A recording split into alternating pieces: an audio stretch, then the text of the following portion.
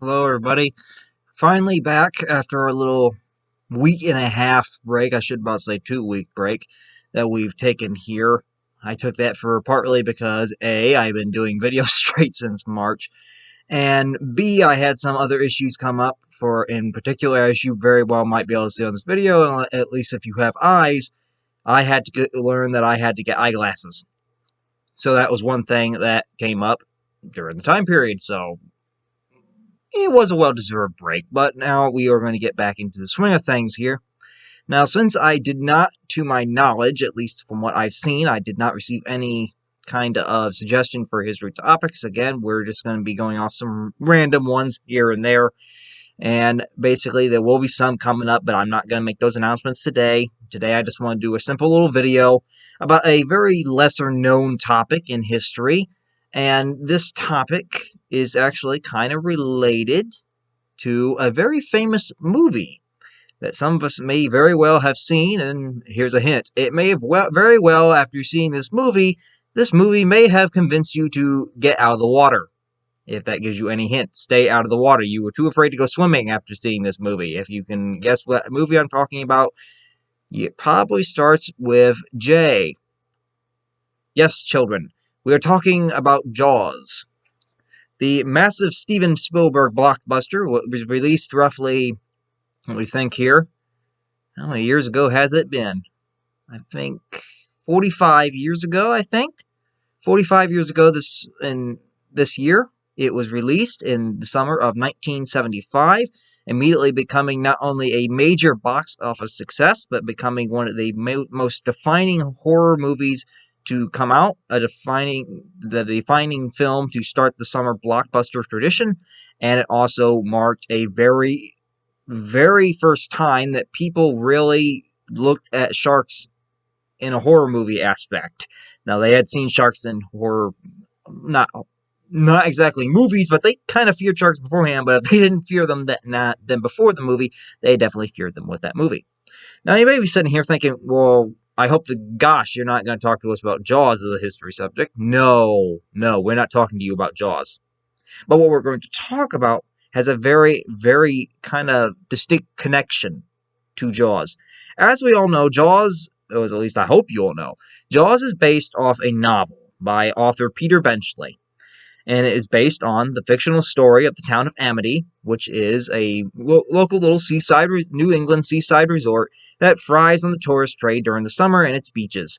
Unfortunately, as we probably all know, a rogue great white shark decides it's going to stake up its lunch camp near Amity, starts eating the townspeople, putting a hamper on summer business, and eventually forcing the town to hire a shark hunter, who we all know probably, if we've seen the movie, we know as Quint, who also goes along with the town sheriff, who is Martin Brody, and not a local, but a shark expert from the Oceanographic Institution, which is Matt Hooper, and they go out trying to kill the beast. And eventually, things don't go all to plan, but eventually the shark is killed. Now, Benchley wrote that novel, I think, just about a year before Jaws came out, but what very little people know is, yes, Jaws is a fictional story. It is made for fiction. It never really actually happened. Well, that's where you're somewhat wrong. I don't mean to frighten you here, folks, but Jaws does have a somewhat historical backstory. There was an actual event that happened in the 20th century, early in the 20th century, that was eerily very similar to Jaws, and whether or not the author ever really truly admitted it, if you look at the parallels, it very likely served as an inspiration for Benchley when he wrote his novel. Today, we shall hit the 1916 New Jersey shark attacks that happened in July of 1916 in the state of New Jersey. These shark attacks, in which happened, and there in that summer, involved a shark, or sharks. We do not know if it was one shark or many. Many hypothesize it was a single shark, or a rogue, that deliberately had a taste for human flesh and was going after humans willy-nilly. Over the course of roughly just 2 weeks, 5 people were attacked in the same general area of New Jersey, and out of these 5, only one of them actually lived. So today we are going to cover this minor known subject into history. Now, this also relates to a scientific interest of mine, as sharks happen to be my favorite animal, and of course, one of the big supposed culprits of the shark attacks, the great white, who is also the big villain of Jaws, also happens to be my very favorite animal. So this also serves on that regard. It's very interesting for me as well, because I get to discuss about my favorite animal just a little bit as well. So we get a little bit of science and history. So without further ado, well, hold on here. I gotta look. What am I missing? Ah! We are missing our wonderful notebook. Just hold on here. I must go retrieve my notebook. I do apologize for this inconvenience, but we shall return after this brief commercial break, even though it's not really a commercial.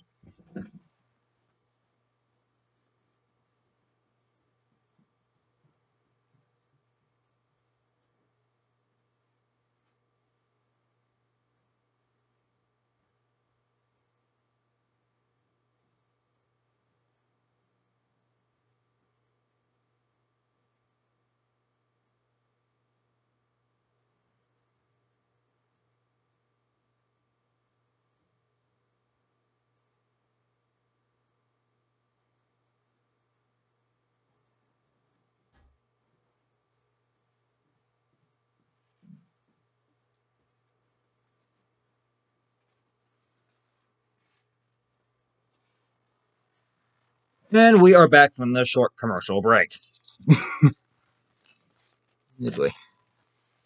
Well, that was unexpected. And then again, it's like commercials. They come up at the most undesirable moment, and they're a pain in the butt. Ugh. So, now we can get into it here. Anyway, first let's start with this. Prior to 1916, I want to think of what sharks are today. What do people generally think of when we say sharks? People commonly will think of the dorsal fins above the water. They'll commonly think of Jaws, for example, if they've seen that movie. Typically they think of sharks as, most people will get the image of a killer, a man-eater. Well, we're going to also discuss a little bit about that at the end, too. But back in 1916, prior to these shark attacks, people didn't view sharks this way. They viewed sharks as just like any other fish. Sharks were dumb. Sharks were not going to hurt a human. How wrong they were. It would take these attacks to really plunge the American mind, and maybe even the minds of the world, into finally starting to believe that sharks actually had some kind of a threat to them. People were so dumb back then that even when they heard the stories of shipwrecked sailors who told of sharks that would circle their boats and attack survivors, people thought they were just delusional and they were rubbish. Yeah. Anyway, back then sharks were not viewed as they are today. They were not viewed as man-eaters. They weren't viewed as killers. They were just viewed as your common, ordinary fish, just like any other. That they would never hurt a human, nothing. Well, this was going to soon change. The 4th of July holiday is really where this starts off, just like in Jaws. And the 4th of July, 1916, of course, World War I is going on in Europe. The United States has not joined into the war yet. It will not do so for roughly a little less than another year. It will not join until April of 1917. Well, anyway, the United States is enjoying neutrality at this point. There's no war to be involved in. People are enjoying themselves. There's nothing they're really afraid of. And thus, they're enjoying life, everything about it, unlike the poor people in Europe who are having to worry about a devastating war. Well, the 4th of July holiday rolls around, and of course, people want to celebrate. And one of the big things on New Jersey's coast, at least, here in New Jersey, is let's go to the beach, just like today. Let's go to the beach. Let's go to the beach for a day. Let's go swimming. Which, fun fact, ocean swimming actually was basically a brand new pastime in America. It wasn't exactly as popular as it is now. It was particularly a brand new pastime that was developing. So it was also kind of relative to know that maybe people weren't so keen to shark attacks because they had just recently really begun swimming in the ocean in large numbers, and because of that, there hadn't really been a chance for any major shark attacks yet that people would have actually noticed. So the 4th of July holiday goes around, and to accompany this 4th of July holiday, you also have a major heat wave that sweeps the entire country, driving more and more people to the cool, tranquil waters of the Atlantic coast. Well, at the same time, people are also coming away from big cities because there's also a polio epidemic going around, which can paralyze you. Polio can paralyze you, like, completely. It can paralyze you in partly, or whatever. For example, I don't think what number he is here, 32nd President Franklin Roosevelt actually had polio in about 1919, just a couple years after this he got it. And during his presidency, the reason that he was in a wheelchair or that you never really see him from the waist down is because his legs were paralyzed from it. He had gotten it, and after it was done, his legs had been paralyzed. Anyway, what happens is people go to the beach. It's hot. It's 4th of July. It's a holiday. It's hot. It's humid. Let's go to the beach. Well, that's where we set up the scene. There's tons of people in the water. They're enjoying themselves, just like Jaws. Is this drawing any parallels, people? And of course, the New Jersey shore gets a lot of their summer money from the tourism industry, just like Amity in the book of Jaws. This is where things happen. The first attack comes on July 1st, and it happens in the town in New Jersey. Remember, all these are in New Jersey. This is in the state of New Jersey that these happen. First happens in the town of Beach Haven. In this attack, 25-year-old Charles Vincent, he was a vacationer there. He was vacationing from his hometown of Philadelphia, Pennsylvania, and he was basically there vacationing for himself. It's 4th of July weekend, and he decides that he wants to take a very quick swim just before dinner. Now, luckily, he's living on his own, because I think an old wives' tale is you're not supposed to go swimming before eating, or you're not supposed to be swimming after eating. One of the two. Well, Vincent goes ahead and he wades into the surf, along with his Chesapeake Bay Retriever dog that he has with him. And he continues out from the shore, wandering, wading out, just taking a casual, good swim, until he's around water that's about 3.5 foot deep. Really not that deep. This is like a toddler pool. This is like the shallow end of a pool that you'd go to in a public area. Well, all of a sudden, when he's in the 3.5 foot water, something clamps onto his leg. I think we know where this is going. No, this is not going to be Chrissy from Jaws, where she's dragged under and she's screaming all the heck, and then eventually she gets pulled under and you don't see her anymore until we see the dead body. No, this is not that.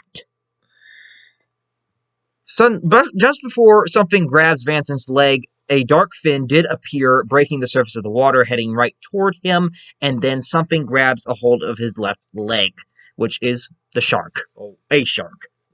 If it's a rogue or if it was many. We're going to treat it as if it's a rogue, but we will discuss the controversy here at the very end of the video. Vincent, of course, if something's biting into your leg, and odds are it's hitting a couple nerves, you're probably going to start screaming in loud pain, and also you're going to start screaming because you need help, because you know something is attacking you and it's probably trying to eat you.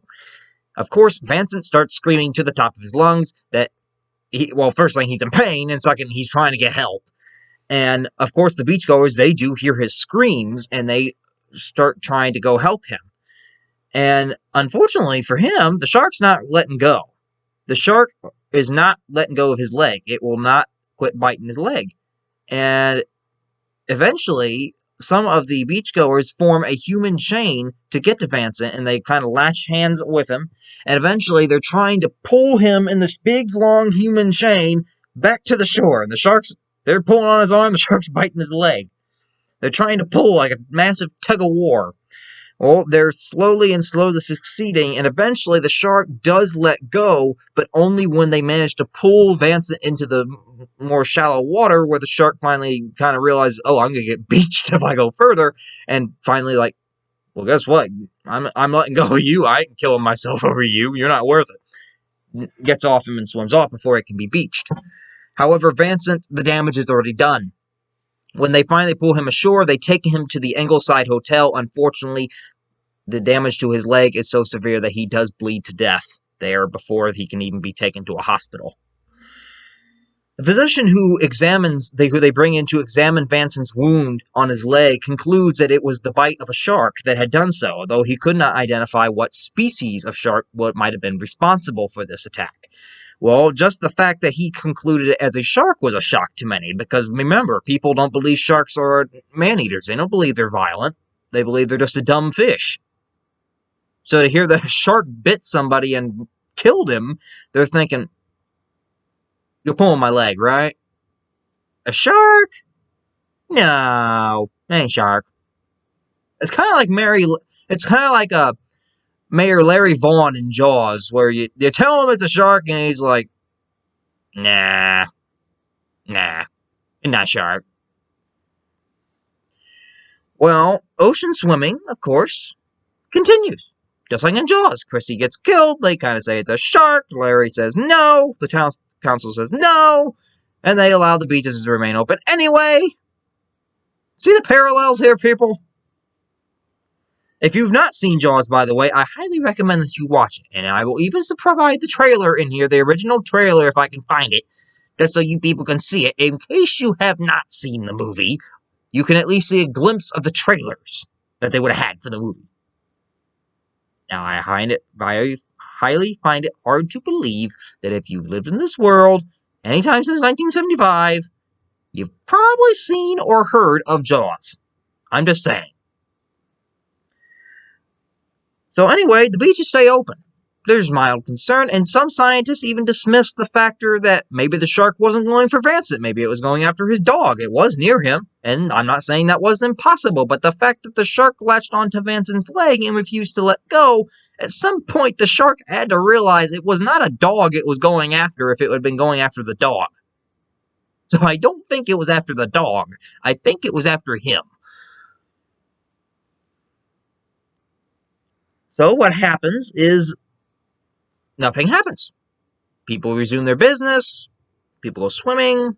It's almost like it's passed off as just a very freak accident. Or as Matt Hooper puts it in when he examines the body of Chrissy in Jaws, he kind of states that this is no boating accident.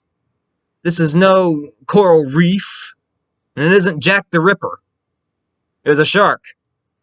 And you better listen. He doesn't say that last line, but the rest he does. Anyway, and because of this, things stay open. Well, as we know from Jaws, what happened when they let the beaches stay open after Chrissy's death? Alex Kittner got killed. And although this guy is not no Alex Kittner, it is still another human being. Just 45 miles north, a second attack happens 5 days later in the town of Spring Lake.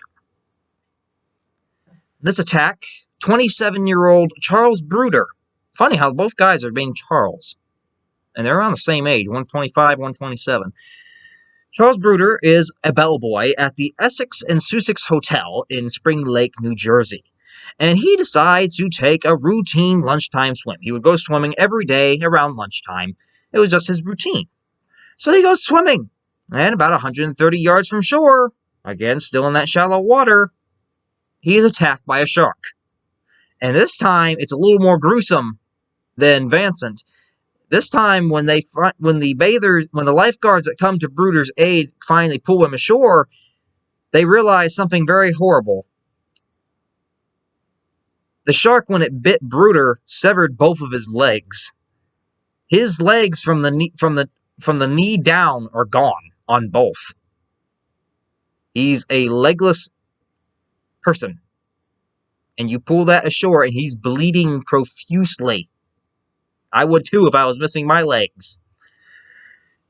And of course, he doesn't get to the hospital either. He dies right there on the beach in front of the beachgoers. And of course, some of them are puking. Some of them are like looking away because they're like kind of looking towards his legs. And they're like, ugh, ugh, ugh. Like that. It's not pretty. It's not pretty. And what happens is, of course, Bruder dies. This marks the second death in just 5 days, and this is only 45 miles north of Beach Haven. So this happens on July 6th. Now, some start believing that maybe that there is something killing the men, but maybe it's not a shark. Maybe it's a killer whale. Maybe it's a tuna. Maybe it's a turtle. I wouldn't say a killer whale couldn't do it, but I know that killer whales can be quite dangerous. But Explain to me how a turtle or a tuna could kill you. I mean, a tuna could probably slap you, but then again, a tuna is a big, big fish. And a turtle, I've not heard of a turtle killing anybody, unless it's a snapping turtle. I've never heard of a sea turtle killing anybody. So what happens is some people try to pass it off as, well, maybe it's a different kind of animal. Why are you defending a shark? I mean, have you looked at the teeth on these things? They're made to kill. Why would you not believe it could be a shark? Just look at its face.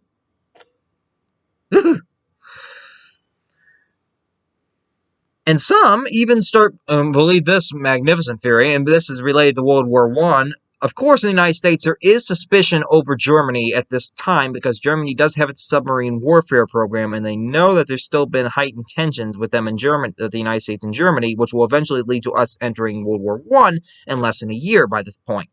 However, people are very suspicious about Germany, and some people even adopt the crazy handheld theory that, well, maybe it is sharks, but maybe these sharks are being trained by the Germans.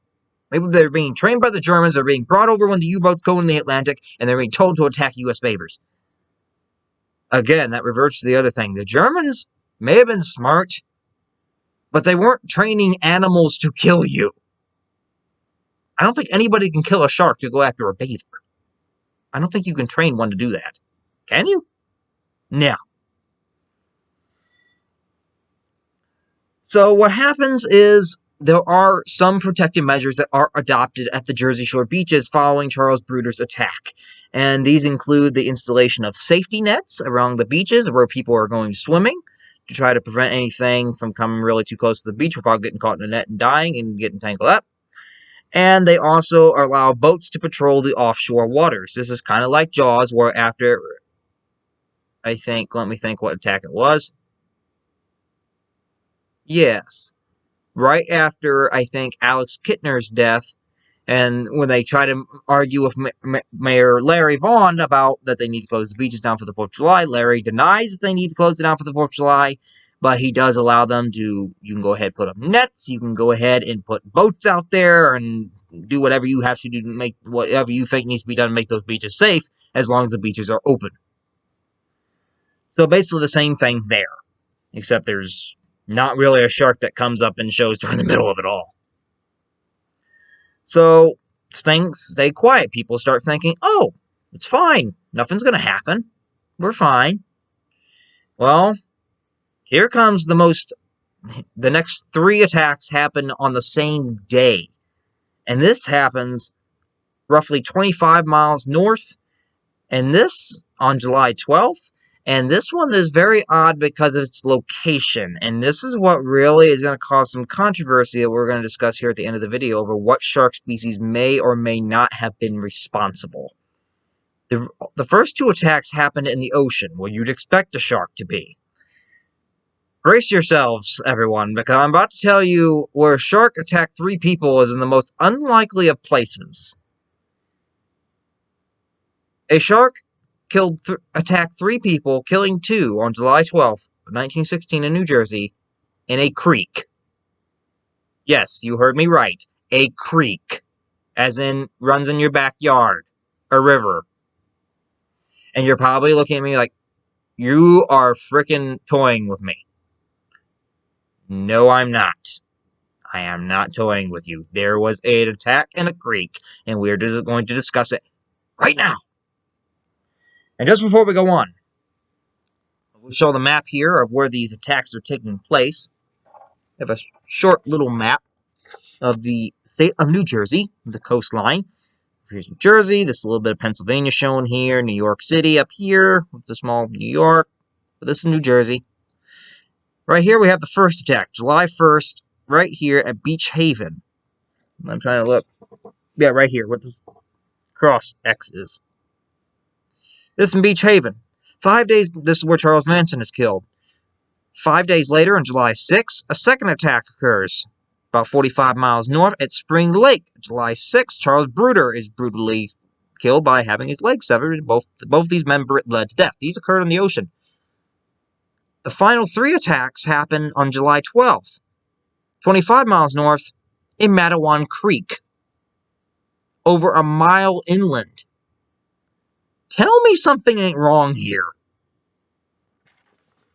And this is where I'm also going to state that people debate whether or not it was a lone shark, or rogue, as we would call it, that had a taste for human flesh, kind of like the one in Jaws, and was deliberately going after people. And I'm not going to say that's not a possibility. However, there's also some that say, nah, it had to be multiple sharks. The ocean attacks will very well could possibly fit the definition. They could have been separate sharks. However, the factor of 3 attacks happening on the same day, and roughly just 2 of the attacks happened almost simultaneously, and the last one was just 30 minutes apart, on the same day in the same creek and not even a mile apart from each other, the ones in the creek, at least, I'm pretty sure are the work of one shark. Because the odds of 2 sharks being in a creek at the same time are extremely rare. So, I'm not saying all the attacks were by the same shark, but at least the 3 in the creek probably were the very same shark. These ones could have been, given the fact that it does kind of take a northern route. It very well could have been. But we are not certain on that regard. So, first, let's get into this creek attack, because you're probably looking at me right now like, wait a minute. There's no way someone could get attacked in a creek by a shark. Well, I hate to tell you this, yes, they can, because we got proved wrong. And what happens is on July 12th, the next attacks come in Matawan Creek near the town of Matawan in New Jersey. On that day, it's the heat wave is going through, kids in the and there, of course there's child labor at this time in America, and there's a lot of them working in factories in Matawan, just as anywhere else in America. There's a lot of, and one of these factories is a basket weaving factory, and the employer decides to let his young employees go ahead and have the rest of the afternoon off because of the sweltering heat, and allow them to cool off, and they can have the rest of the day off. Among these boys is 11-year-old Lester Stillwell. Him and his couple of his friends, they decide to cool off by going swimming in the creek. They'd heard about the recent shark attacks, but like everyone else, and like I would even think, it's a creek. There ain't gonna be no sharks in a creek. It's impossible. We're fine. Well, they went ahead and they went swimming in this creek. Well, that's where things kind of go wrong. Keep in mind, do you want to know how hot it was that day? The day was 96 degrees. Woo! Yeah, not my kind of weather. Anyway, Lester and his friends went swimming in the creek off an area called Wyckoff Dock. Well, they're swimming around, having fun, just young little pre-teenager kids that are going around, and Lester is going around with his friends. He's trying to show them off, trying to say, look what I can do, and all that, and he's floating on his back, and eventually a fin emerges from the water. And at first, the kids kind of think it's a log. They see a dark shape moving through the water before they see the fin. They think, it's just a log. It ain't nothing. And then they see the fin. And the boys scramble to get out of that water. Unfortunately, Lester does not hear it in time. And the shark literally grabs him by his stomach and pulls him under. Kind of like Chrissy in Jaws. That woman that got killed at the very beginning of the movie where she gets pulled underwater a couple times. This happens to Lester, and this is an 11-year-old child. This is like Alex Kittner. Anyway, Lester gets pulled underwater on his belly, and he gets pulled under, and he eventually surfaces very briefly. He comes back up briefly as the shark's kind of getting a hold of him, and he's screaming in pain, he's screaming in shock, he's screaming for help. And also, here's a very fun fact. At least from what I've read, the boys were actually skinny dipping. They were naked swimming, and yeah. Well, the boys, without even putting their clothes back on, run back to town naked, saying, shark, shark, shark in the creek.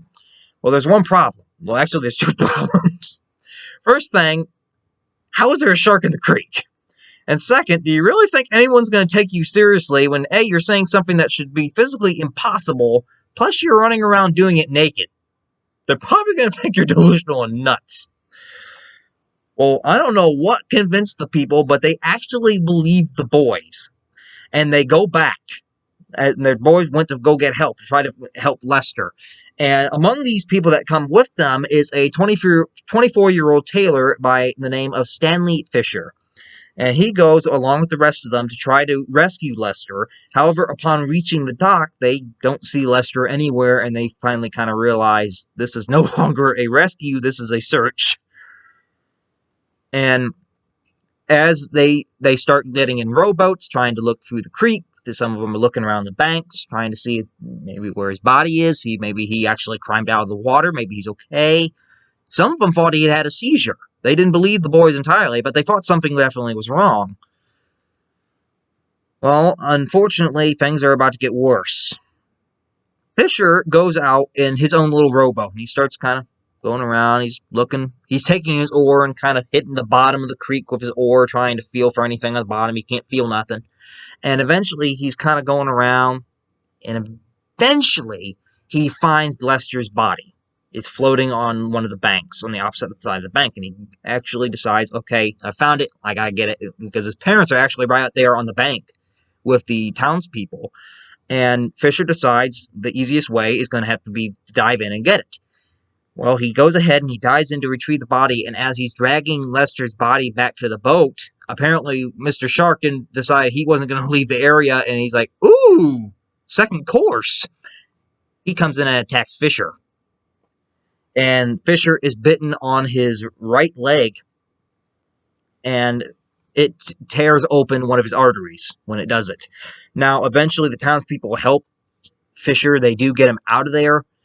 Unfortunately, due to the massive tear in his leg, Fisher does bleed to death, and he does die. And Lester's body that Fisher had found, unfortunately, floats even further downstream and is not found until July 14th. And by that time, it's also slightly decomposing. But they also witness how tore up it is. Whatever shark went after Lester, it looked like it almost meant to eat the boy. So, 2 men have now died in less than probably 20 minutes. This is 4 deaths in just the past roughly 2 weeks. And now the 5th one comes. Just 30 minutes after the attack on Stillwell and Fisher in the creek, just 30 minutes, a little further upstream, but not quite at the mouth of the creek either, where it empties into the bay. It's still in the creek. I think it was 12. No, it was not 12. 14-year-old Joseph Dunn is swimming with his brother and his friends in the creek off one of the docks, and they see a fin. And the shark goes right after Dunn, and it grabs a hold and bites his calf, and it's not letting go of his leg.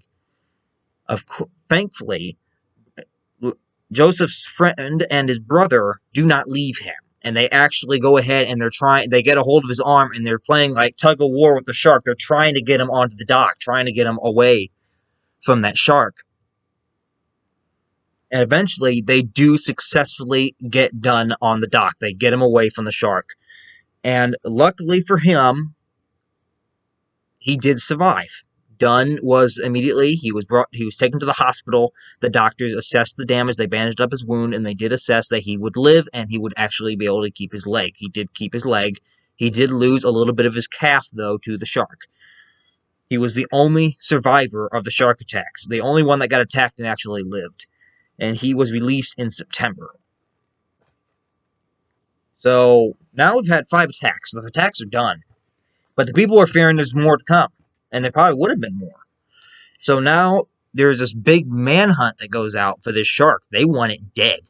Because now we've had 5 people get attacked in less than 2 weeks. Who's next? We gotta kill this man-eater.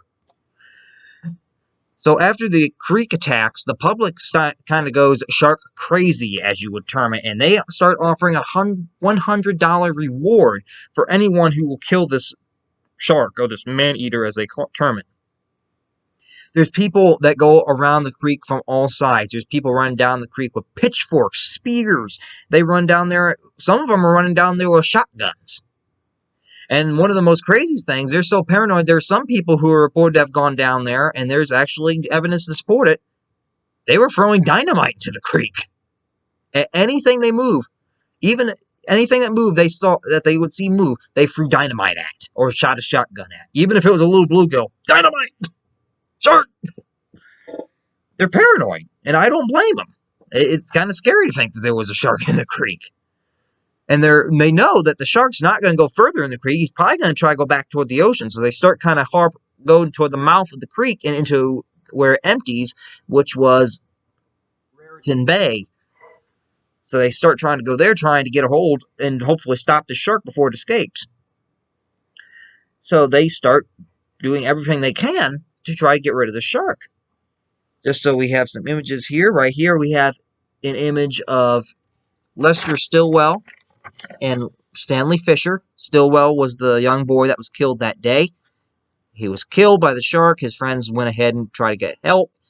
They came back. 24-year-old Stanley Fisher was the one that came, found his body. He dove into the water, tried to retrieve young Lester, and unfortunately he got attacked for his efforts, and he died from blood loss later on. And Lester's body was not found until about 2 days later, further upstream. Here we also have some other photos. As I mentioned, people kind of went shark crazy. They were paranoid. There was a shark in the water. And just so you want to know what kind of creek this was, right here's a good image. This is a picture of some people trying to look for Lester's body. This is after Fisher's attack, I believe. But they're trying, because remember, his body got lost again, so they're still trying to find it. Look at this. This is a creek. You would not expect a shark to be in here. You would not. This looks like a fishing creek. It don't look like a shark creek. I expect catfish in here, not sharks. They're kind of prodding the water, trying to look for anything. This was another picture. Here we got a picture of some people actually hunting for the shark, where there's some on a rowboat, and there's a group of women up here who actually got a shotgun. They're looking for anything.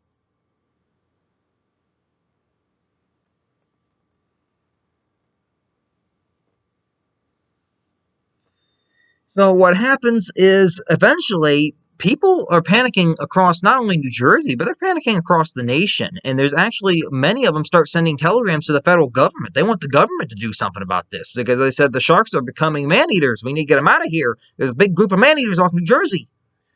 And eventually, so many telegrams get to the federal government that they even reach President Woodrow Wilson. And Wilson actually meets with his cabinet just 2 days after the creek attack, on the day that Lester Stillwell's body is rediscovered, finally for the second time, and him and Fisher are buried the very next day on July 15th in Rose Hill Cemetery in Matawan. President Woodrow Wilson actually meets with his cabinet to kind of discuss ways to, as he puts it, and this is his words, the shark horror gripping the Jersey coast.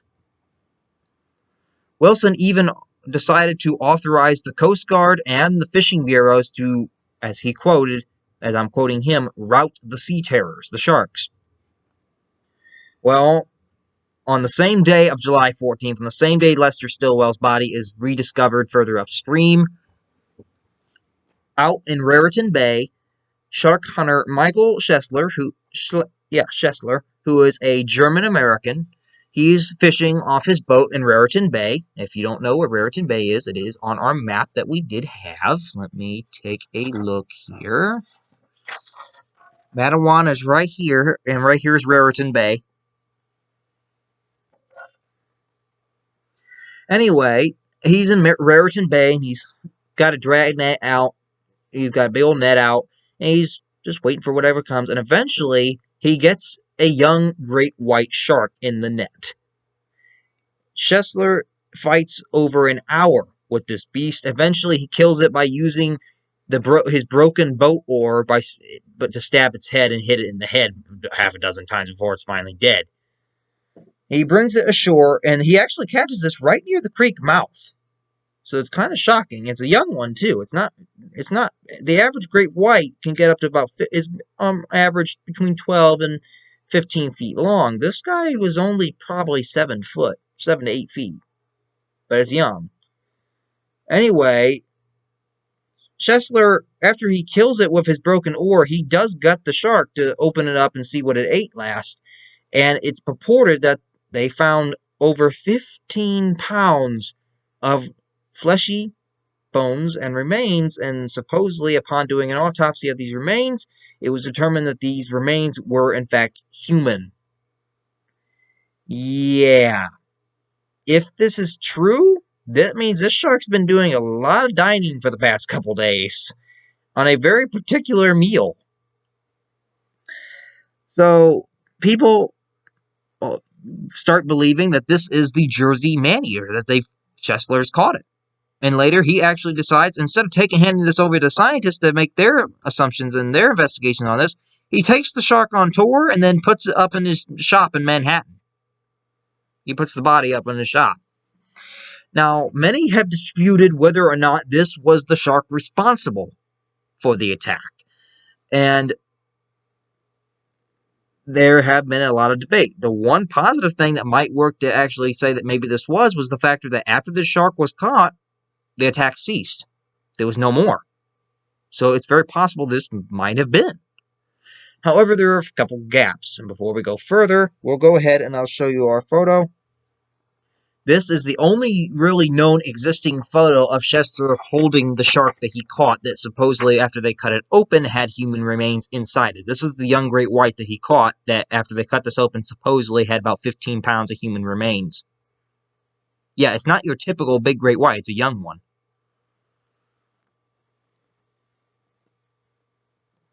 Anyway, there's debate to this day over what kind of shark might have been responsible, and we're going to touch that here in just one more little second.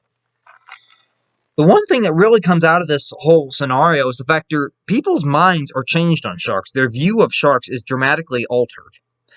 Before this, as we mentioned, people thought sharks were dumb. Sharks were not going to do anything. They weren't harmful. Well, after this, people start finally viewing sharks what we commonly refer to them today as man-eaters, and they start viewing them as fearless terror fish that should be respected and in some ways killed, which is not a good thing, by the way. And it really got sharks into their modern centerfold that they have now, that they're terrible, that they're man-eaters, that they're killers. And as we kind of mentioned, the attacks do serve as a kind of very small reference for Peter Benchley's novel Jaws, which was adapted in the big 1975 movie. A lot of parallels. Well, to this day, as we mentioned, there's still that debate raging around over what kind of shark was truly responsible.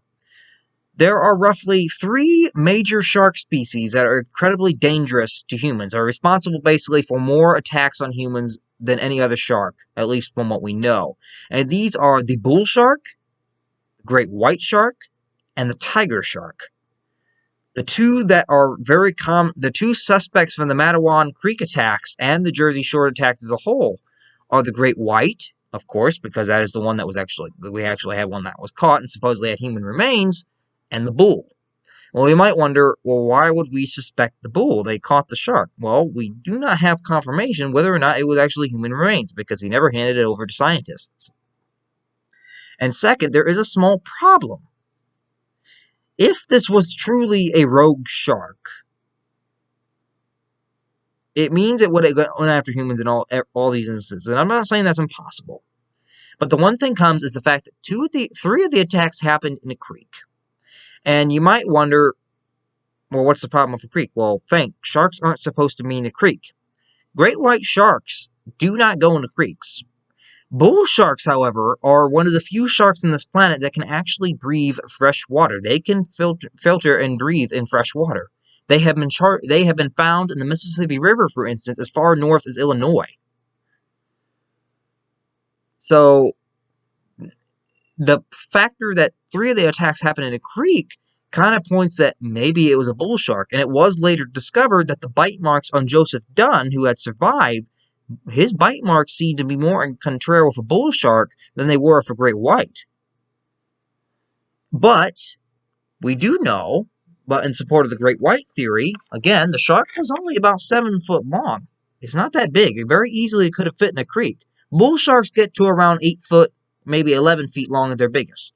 So they very easily can enter a creek. Great whites, on average, when they're adults, they get up to 15 on average. That's a little too big to be roaming the middle of a creek. This guy was only a young one. He very well could have. And to also support the theory that it could have been a great white, the creek was brackish water. It was fresh water, but it did have a slight amount of salt water in it as well, which means a young great white, hypothetically, could possibly survive for a day or two in the creek if it was young. But another concurrence I also noticed on my own account was the fact that much of the attacks had happened in shallow water. Great whites usually don't prefer shallow water, be it young or old. Bull sharks, however, very frequently do. And it has been proven over the years that bull sharks are usually more responsible for more attacks on humans than great whites are. Bull sharks are actually considered by experts to be the most dangerous shark species, even more than the great white. They have an incredible territorial aggressiveness if you get in their space. They're very heightened predators. And another thing that they have is a lot of these attacks happen in murky water. The creek was murky, and even the shore surf, that's murky because the sand's getting mixed up. Bull sharks usually hunt in murky water because their eyes are actually pretty small for a shark, but bull sharks don't really rely on their eyes. They rely on their nose, their sense of smell, and they rely on their ampullae of Lorenzini, which are the tiny little pores all over a shark's nose that allow them to sense electrical impulses being given off by any living creature. Catfish have this ability too. All sharks do, and so do catfish. And I think platypuses do too. It allows them to sense it in that way. Say a stingray is buried under the sand. Well, they can tell the stingray's there because they can sense the electricity it's emitting. We all emit electricity. Believe it or not, we do. So to this day, there's still debate over whether or not was a great white truly responsible, or was it a bull shark, which seems like could more fit the theory. So we're debating to this day over whether or not it was this guy, who we commonly believe it was. This is like a fully grown great white. This is what the shark that Jaws is supposed to be. This is the great white. Or was it this guy, who we know to be able to go in rivers and is far more aggressive? The bull. Which one? In my personal opinion, from what I know about sharks, even though great whites are my favorite, I personally believe it was probably this guy, the bull. The bull shark was probably responsible, at least for the creek attacks. I'm not going to say that for certain for the ones on Bruder and Vancent that happened on the ocean, but at least for the Matawan Creek attacks, I'm going to say this guy's probably responsible. He fits the bill a lot more impactfully than the great white would. So that is mostly that. And I also want to touch this one thing. Don't think I'm trying to entice you to be scared of sharks, and honestly, sharks have a lot more to fear from humans. We kill millions of them a year, and on average, sharks kill probably less than 10 people a year. Yeah, there's a big difference here. And a lot of shark attacks, they happen by mistake. They're not on purpose. Sharks, it has been proven, they don't like the taste of human flesh. I hate to tell you this, people, you can look pretty all you want, but when it comes down to eating humans, animals think that we taste downright putrid. We're disgusting. They don't want us. We're disgusting. Most sharks, after they bite a human, they realize their mistake and they typically do let go. However, in certain shark species, such as the 15-foot-long great white that's got a massive mouth on him, usually just the force of one little test bite, as you might call it, is usually enough to cause some major damage that might actually kill you. So I want to just make that clear. Sharks do not intentionally kill humans. It's usually by accident that attacks even occur, and usually once the shark realizes the mistake it's made, it usually does let go and swim off. Another thing here is that if you go surfing, for example, I don't know if you've ever seen this, but if you look at the underwater photographs of a surfer laying on his stomach on a surfboard with his arms and his legs sprawled out, they kind of look like a seal. And seals, in particular, are loved by great white sharks. And the shark can't really, they're an animal, they can't really tell the difference. They look up and see a shadow, and they're like, ooh, seal. And then they realize it's not, and they let go. Unfortunately, it may be too late by then. So I just want to make that clear. I'm not in any way trying to demonize sharks here, because I love them. They are very magnificent creatures, and they need to be respected. And I just want to make that clear that most shark attacks do happen by mistake, but for some reason in 1916, there was a string of them that may have been the work of one single shark. Why? We do not know. I don't know if we ever will. But I just wanted to make that clear. So that is it for today's little video. I hope that brings some kind of realization that there's a reason that we fear sharks here in the United States. It really started off with a certain thing, and the act that it's kind of odd that it was in a creek. Maybe they make you think twice before going backyard in the Mama's Creek. Anyway, I just wanted to hit that as it was a little unique topic. So I will have some other videos planned on coming up. I don't know. Yeah, we'll have some, at least one next week at least. I'm trying to slow down videos list a little bit because I don't want to do so many so quickly because things are coming up here for me at the end of summer. So I'm kind of having to do a lot of things, but I'm still going to try to get at least one video a week in. So we will make an announcement onto that whenever that happens. So that is it for this video. If you like this video, be sure to like and subscribe to the channel. Just like the video, leave a comment in the section below. In fact, I want to actually ask you to do this. We're going to do a poll here, I suppose. If you let me know in the comments below whether or not, based on what I've told you or what you might look up on your own, whether or not which shark species you think may have been responsible if it was the work of one shark in these attacks. Was it the work of the great white, or was it the work of the bull? I implore you, I ask you to let me know. I want to know what everyone's opinion is. Let me know in the comments below which shark species you think may have been more responsible for the attacks, either the great white or the bull. Which one do you think did it? So let me know in the comment section below by just listing whatever shark it was that you think may have done it. You don't have to give a reason, just let me know what you might think. So I ask you to do that. So that is all for this video. Like the video if you liked it. Leave those comments. Do that as I asked you to. Subscribe to the channel if you like. As always, leave me any suggestions in the comments below about any video ideas you might want to have me talk about. I would be more than happy to do them. We've not solidified anything yet, so I'm still very, very open to do that as always. So be sure to get me one of those if you have one. So I think that's about it for today.